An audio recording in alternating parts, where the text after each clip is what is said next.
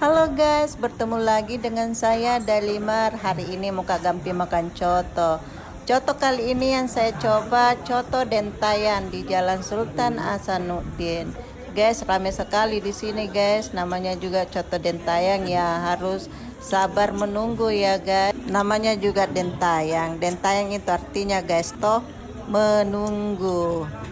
Nah, sampai juga ini coto pesananku guys. Saya pesan coto ini coto campur ya guys. Saya kali ini berdua makan dengan kakak Eli. Ini ada buras, ada ketupat. Sekarang kita coba dulu gimana rasanya coto Dentayang.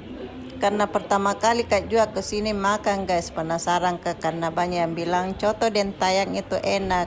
Mari kita coba. Bismillahirrahmanirrahim. Dari aroma coto Dentayang ini sangat harum guys, harum kali. Kita coba rasanya. Gimana ya?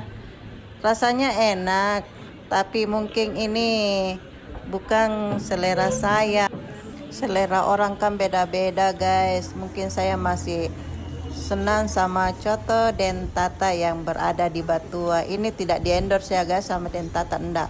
Tapi memang enak. Ini harganya guys, cotonya Dentayang. Sampai di sini dulu videoku guys. Nah, sampai jumpa di video selanjutnya.